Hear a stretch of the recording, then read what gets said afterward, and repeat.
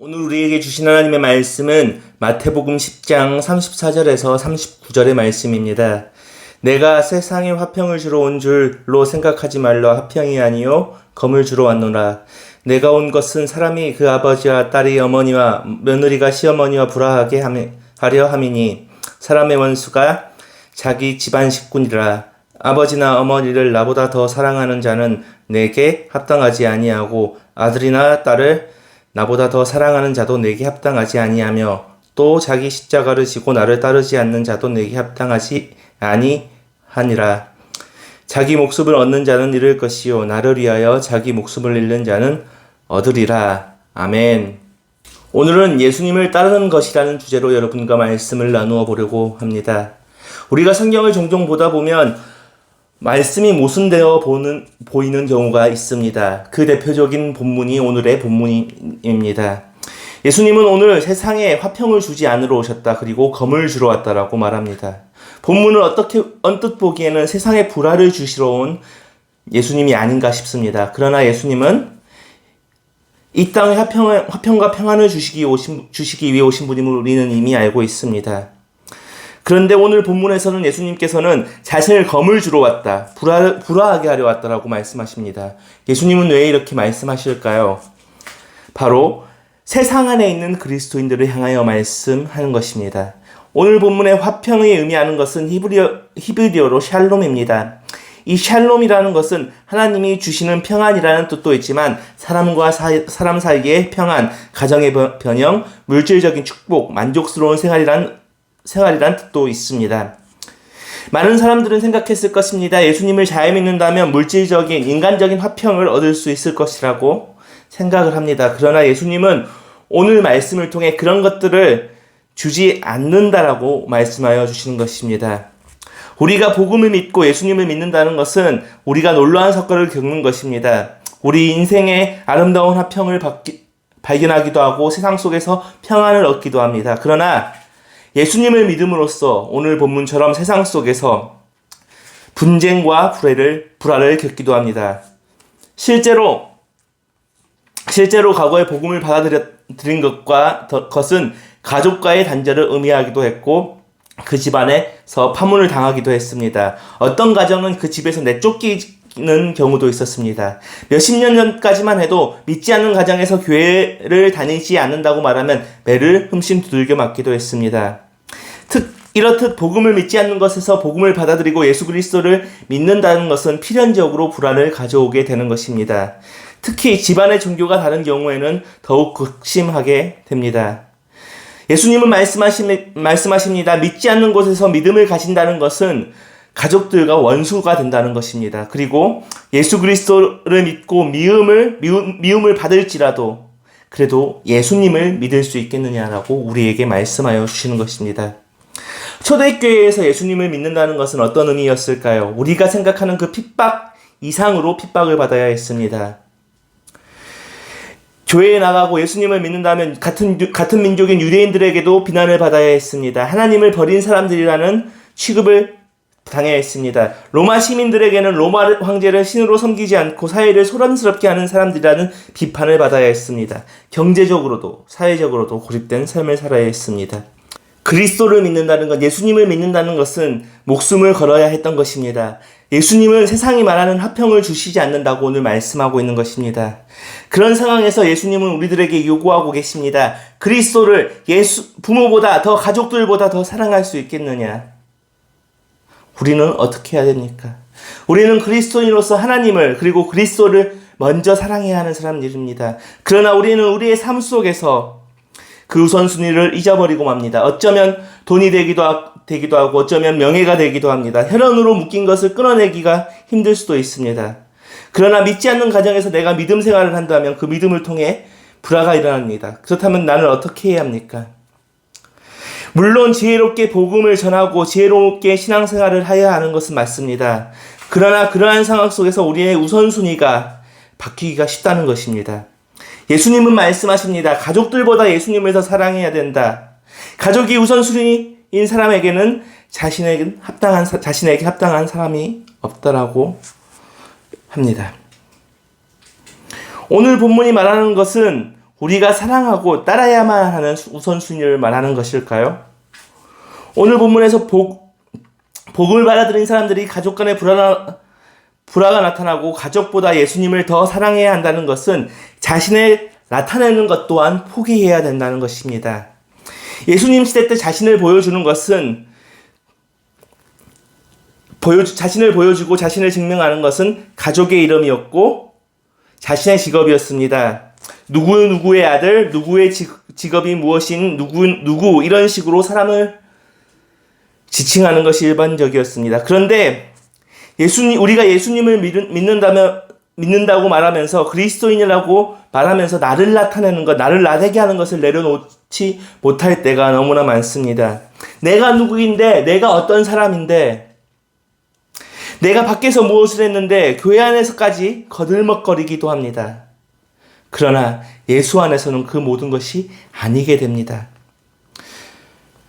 바울은 말합니다. 오직 하나님의 은혜로 내가 그리스도인이 되었다. 그 은혜를 헛되게 아니하여야 한다. 모든 사도보다 내가 더 많은 수고를 했는데 내가 한 것이 아니라 오직 나와 함께 하신 하나님의 은혜로 그 모든 것을 했다. 아멘.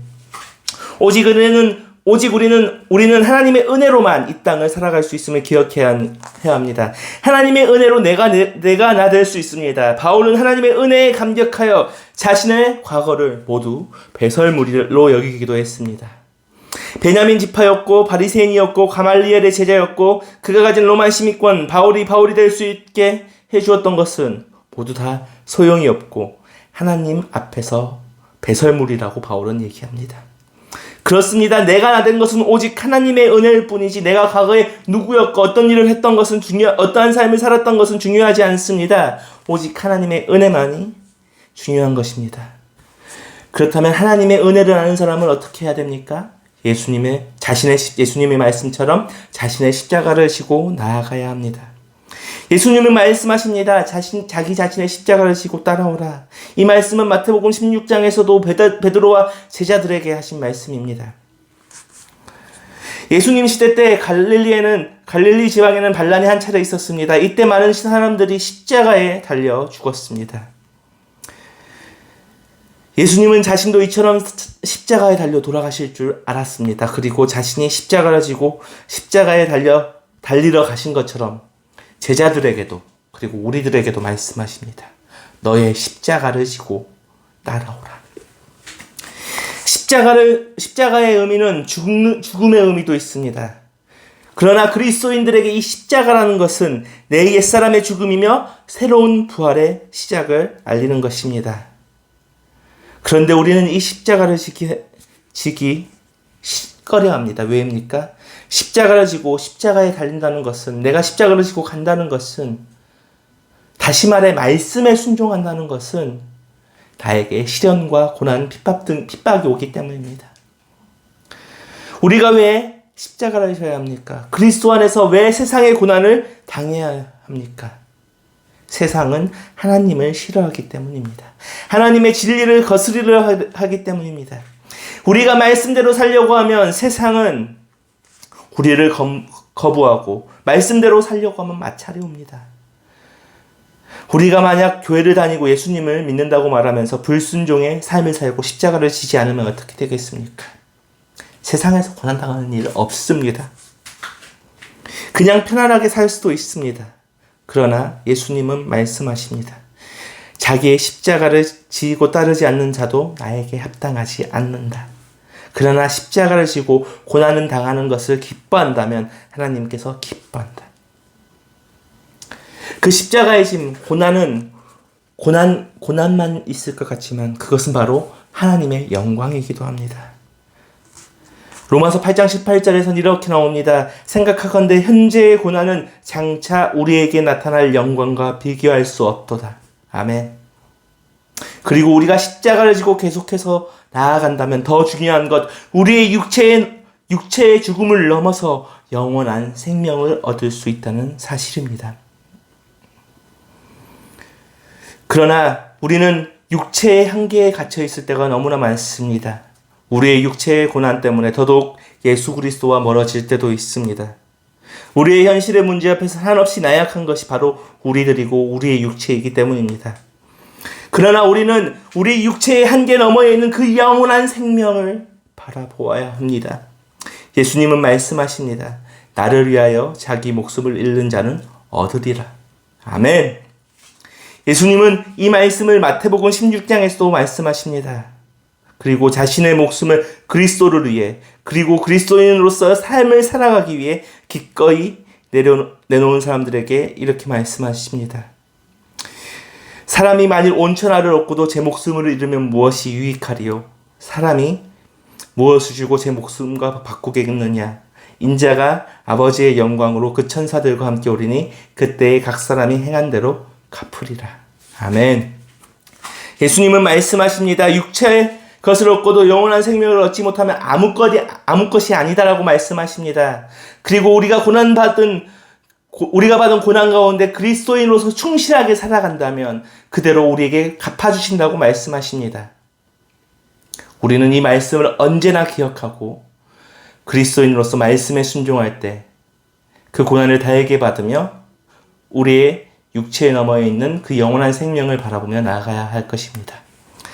말씀을 마무리하겠습니다. 예수님은 오늘 본문에서 우리에게 화평이 아닌 검을 불화를 주신다고 말씀하십니다. 그리고 자신의 십자가를 지고 따라올 때 영원한 생명을 주신다고 말씀하십니다. 예수님이 주신 검과 불화는 믿음의 순종, 말씀의 순종에 할 때 오는 그 고난과 고통의 핍박입니다. 그리고 그것이 우리에게 주어지는 각자의 십자가입니다. 우리가 그 십자가를 지고 예수님이 걸어가신 그 길을 걸어갈 때 세상에서 많은 어려움과 고통을 당할 것이지만, 그리고 우리의 어깨 위에 지어진 그 십자가는 무게는 매우 무거울 거지만 우리 그 길 끝에서는 예수 그리스도께서 우리를 기다리고 계시며 그와 함께 영원한 생명을 누릴 것을 언제나 기억해야 합니다. 기도하겠습니다. 우리를 제자로 불러주셔서 그 길을 가게 하여 주신 하나님, 우리가 그리스도의 십자가를 따라 걷기를 원합니다. 우리가 그 길을 걸을 때 받을 검과 불화, 고난과 고통을 기쁨으로 감내하고 오직 십자가의 영광을 바라보며 마지막 때에 영원한 생명을 누림을 알고 자기의 십자가를 지고 가게 인도하여 주시옵소서. 그러나 우리가 언제나 나약하여 넘어집니다. 이러한 우리들을 붙들어 주시옵소서. 그 십자가의 길을 완주할 수 있는 힘을 우리에게 부어주시옵소서. 예수님 이름으로 기도합니다. 아멘.